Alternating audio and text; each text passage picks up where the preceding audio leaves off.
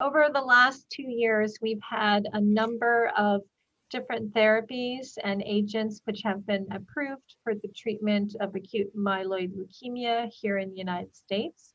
These include targeted therapies for specific mutations which are commonly identified in acute myeloid leukemia or AML, specifically FLT3 and IDH1, IDH2 mutations. We have had 2 drugs approved for FLT3 mutant disease, midostaurin, which is an oral pan-kinase inhibitor added to intensive chemotherapy for newly diagnosed AML, as well as gilteritinib, a second-generation FLT3 inhibitor approved for monotherapy for patients with relapse and refractory FLT3 mutant AML. In addition, we've had 2 small molecule inhibitors for IDH1 and IDH2 respectively. Ivosidenib is targeted against the IDH1 mutations, and enasidenib is targeted against IDH2 mutations. In addition to that, we've had the reemergence or reapproval of an antibody drug conjugate, gemtuzumab ozogamycin, which now is being added in the upfront intensive chemotherapy setting in combination with 7+3 for patients with favorable and intermediate risk cytogenetic acute myeloid leukemia. We've also had, most impressively, the addition of a BCL2 inhibitor, venetoclax, added to low-dose cytarabine or hypomethylating therapy for the treatment of elderly unfit AML above the age of 75 years of age. We've also had the approval of a targeted stem cell agent, a sonic hedgehog inhibitor, galactagib, which is also being utilized in combination with low-dose cytarabine for older and unfit newly diagnosed AML patients. So a number of agents have been approved, and one of the challenges as we manage AML moving forward is what combinations we can use for these patients. In addition to targeted therapy, we also have novel formulations of an older regimen, 7+3.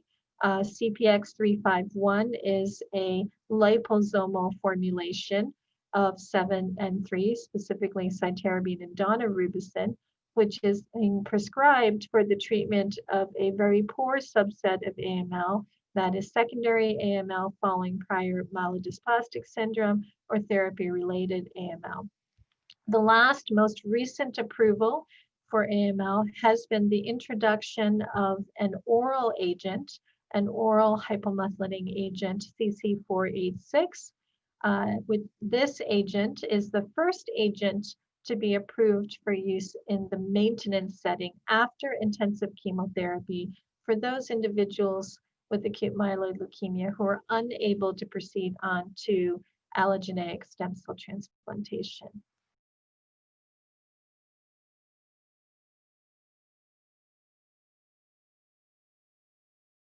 In the current era, with the diversity and range of novel therapeutics that we have, it is essential that patients undergo cytogenetic and molecular analyses of AML at diagnosis as well as at the time of disease recurrence. How do we use these cytogenetic and molecular features? Well, the identification of specific mutations provides therapeutic as well as prognostic information to guide AML therapy. For example, patients who have favorable or intermediate karyotype are eligible in the intensive chemotherapy regimens for the addition of an antibody drug conjugate, gemtuzumab ozogamycin. The addition of this antibody drug conjugate to standard intensive chemotherapy has been shown to improve overall survival of favorable cytogenetic risk AML patients by 20 to 30%, a substantial improvement over the outcomes of 7+3 alone. Similarly, we now have the ability to target both FLT3 as well as IDH1 and IDH2 mutations in the upfront and recurrent setting with targeted FLT3 and IDH inhibitors Of course, identification of those inhibitors is essential for incorporation or use of those agents in the upfront and the relapse and refractory setting. Lastly, the use of molecular mutational markers can tell us information about what therapies not to use. For example, the detection of a mutation in TP53 is considered universally to be a poor prognostic sign and indicates that patients will probably respond poorly to treatment, both with intensive 7+3 regimens as well as to some degree venetoclax-based combination regimens. Identification of P53 mutation may lead clinicians to pursue alternative therapies, including experimental agents targeted against that specific subset, which were presented at the recent hematology meeting. These P53 mutant AML patients may respond better to treatment with a specific P53 mutant inhibitor, APR246, or with a specific immunotherapeutics such as magrolimab added to azacitidine in the upfront setting. We do know that identification of some of these mutations can also predict for better response to some regimens that we are currently developing. For instance, we know that patients who are older and unfit, who have IDH mutations and or NPM1 mutations, have a very, very high chance of responding to venetoclax-based HMA regimens in the upfront unfit setting. Whereas again, patients with FLT3 mutant disease may or may not benefit, and patients, again, as mentioned previously, with P53 disease have a short overall survival despite high levels of complete remission after initial therapy. So just to summarize, it is important and essential that all patients who are undergoing potential therapy for acute myeloid leukemia have cytogenetic and molecular information performed at the time of diagnosis as well as at recurrence. That information is essential for planning future therapy and selecting appropriate agents. Here in the United States, we have recommended that certain PCR-specific mutation analysis for genes such as CBBP alpha, IDH1, IDH2, NPM1, and FLT3 be performed and expedited within 3 to 5 days of diagnosis. There is data recently from the German cooperative group that delaying therapy, particularly in older individuals, may be reasonable and feasible and does not impact on outcomes of, it appears, intensive chemotherapy for those individuals. So therefore, waiting up to a week or even longer to obtain those results is safe and feasible in the majority of patients that don't have rapidly progressive disease. Lastly, I would emphasize that due to our single cell analyses studies and other evaluations of genomic data, there is a significant degree of clonal selection and clonal evolution which occurs over the course of AML therapy. For instance, patients with FLT3 mutations may have them detected at diagnosis and not at relapse. Similarly, they may not be detected at diagnosis and may only be picked up at relapse. So it is also extremely important to repeat selective genomic analyses at the time of recurrence.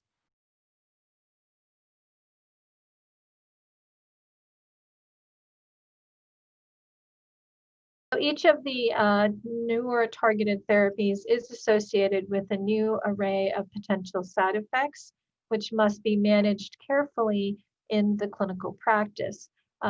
Just to give you an example and a list of possible toxicities, patients receiving treatment with FLT3 inhibitors, specifically gilteritinib in the relapse refractory FLT3 mutant setting, may develop abnormalities, including not only liver function test abnormalities, but differentiation syndrome. Differentiation syndrome is something that has been identified following treatment most commonly with drugs for treatment of acute promyelocytic leukemia, but is also a common side effect of novel targeted therapies, specifically IDH1 inhibitors, IDH2 inhibitors, and FLT3 inhibitors. Clinical symptoms of this include hypoxia, weight gain, fever, infiltrates, fluid overload, and symptoms that could either be consistent with ARDS, pneumonia, or congestive heart failure.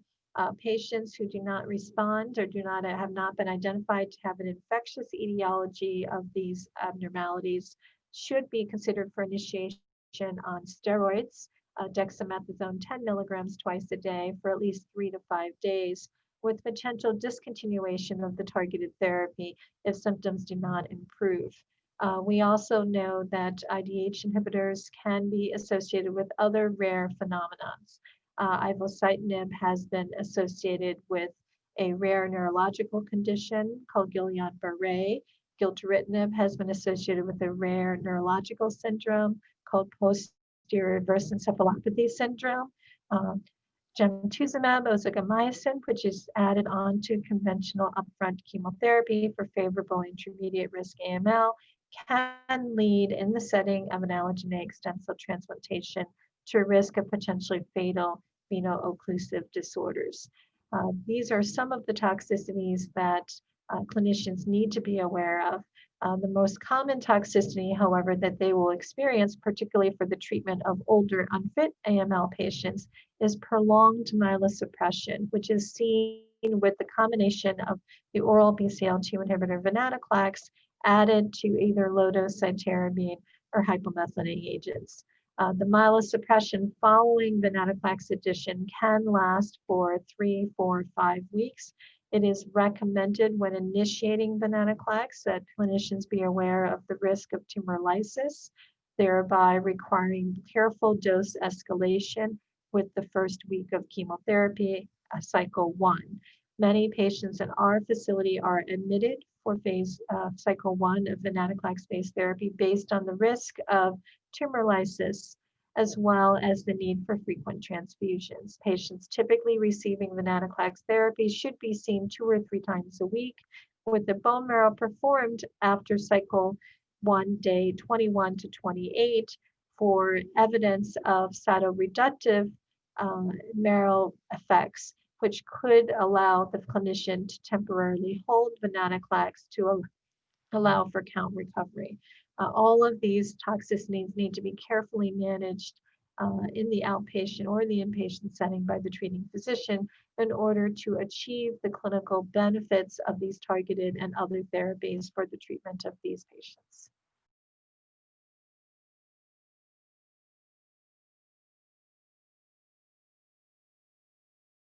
In general, when we treat patients with acute myeloid leukemia in the upfront setting, we look at 2 criteria. One is the fitness or the ability of the patient to tolerate chemotherapy, and the second is to look at disease biology. Looking at patients' fitness, which is not necessarily determined by age, a determination needs to be made as to whether the individual patient should be offered intensive, i.e., cytarabine anthracycline versus non-intensive therapy.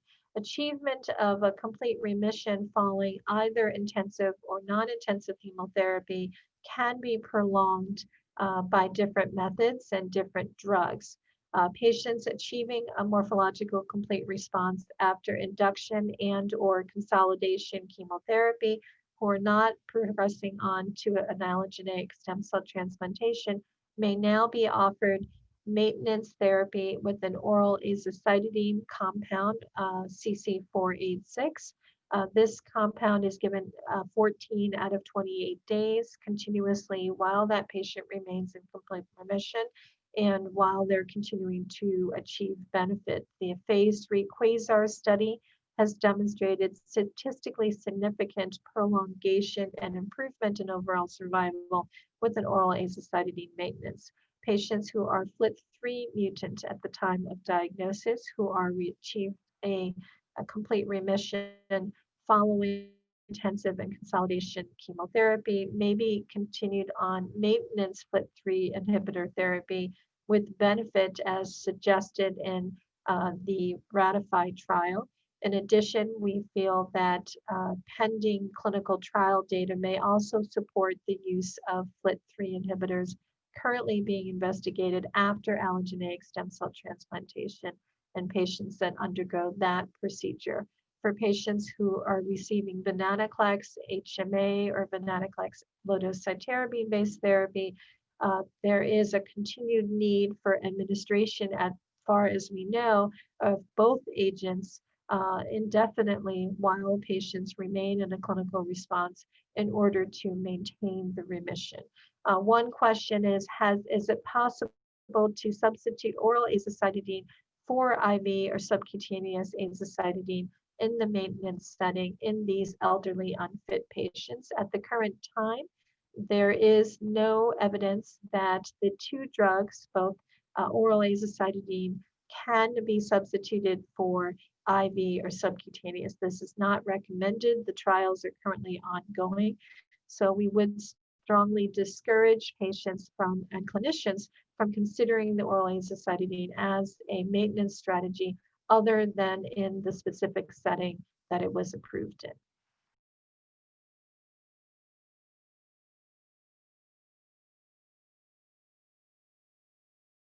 This year's ASH meeting 2020 was a virtual meeting, and there was a significant amount of new findings and encouraging data that was presented for treatment of patients with AML. In general, there were three categories of findings which were of interest. Number one, as we move forward with a new array of targeted and non-targeted therapies for AML, one area of great investigation is the use of combinatorial regimens. So data presented at the ASH meeting investigated the addition of venetoclax to many other conventional chemotherapy regimens for AML, specifically in addition to intensive chemotherapy in the upfront and the relapse refractory setting. In addition, we saw venetoclax being added to lower dose chemotherapy regimens and combined with other targeted therapies. One of the most interesting venetoclax-based regimens which was presented was the combination of venetoclax and gilteritinib, the FLT3 inhibitor, for patients with relapse and refractory FLT3 mutant AML. Response rates with that combination of two oral targeted therapies were greater than 80%, with the majority of those being morphological leukemia-free states without count recovery. Further titration and evaluation of that regimen, even in the upfront setting, may be worthy of further investigation. In addition, many immunotherapeutic agents appear to be moving to the forefront for treatment of relapse and refractory disease, as well as newly diagnosed disease. Encouraging data with the CD47 magrolimab antibody in combination with azacitidine led to response rates of 60% or greater, both in p53 mutant as well as p53 wild type AML disease in the upfront setting. Data was presented with the bispecific antibody flotuximab for use of primary refractory or early relapsed AML with encouraging overall response rates of 30%. And there was interesting data presented with an anti-TIM1 antibody combined with azacitidine, again in the newly diagnosed setting with individuals with very high risk MDS and AML experiencing responses with the anti-TIM1 antibody in combination therapy.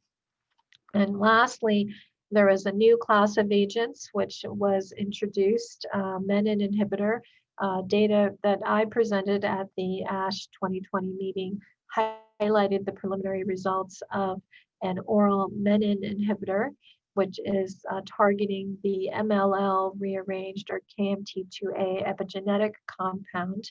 In early studies, this oral agent was well tolerated at doses up to 400 milligrams, with early evidence of clinical activity in a very small subset, 6 out of 8 patients with relapsed refractory AML. So we are looking forward to further combinatorial regimens, combining the advantages of the targeted therapies that we have right now and exploring them to greater efficacy, specifically the use of venetoclax. we're also looking forward to the introduction of immunotherapeutics into our standard armamentarium regimen, and that may be particularly attractive both for the treatment of older, unfit, newly diagnosed AML patients, as well as for eradication of lower disease states, such as minimal residual disease for our patients moving forward.